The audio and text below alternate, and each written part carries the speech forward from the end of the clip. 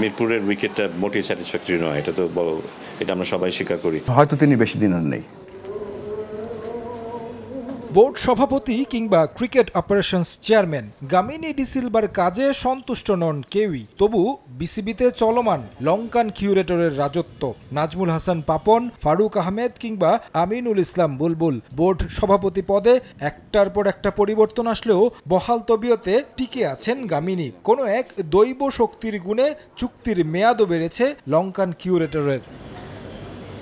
পাকিস্তানের বিপক্ষে slow wicket বানানোর পর জোরালো হয় গামিনীকে বিসিবি থেকে সরানোর আলোচনা। তবে জানা গেছে চুক্তি বেড়েছে এই লঙ্কানের, এমনকি সরানো হচ্ছে না মিরপুর থেকেও। বিষয়টি এখনো স্পষ্ট নয় বোর্ড পরিচালক আকরাম খানের কাছে। তার মতে চাইলেই মিরপুরে ব্যাটিং সহায়ক উইকেট বানানো সম্ভব।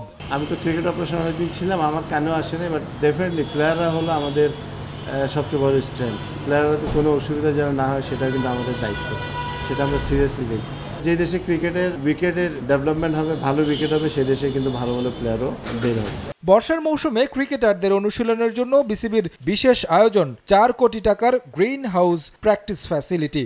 অথচ বৃষ্টির মৌসুমে ধরা দিয়েছে ত্রুটি, ছাদ ফুটো হয়ে পানি পড়ছে মাঠে, তাই পুনরায় করতে হচ্ছে সংস্কার। ওটা আপনার মতো আমিও শুনেছি, বাট ওটা তো ডিপার্টমেন্ট আমার না।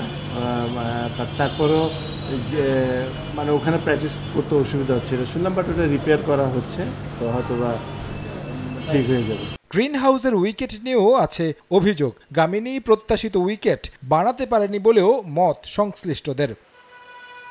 তারেক হাসান শিমুল, সময় সংবাদ, ঢাকা।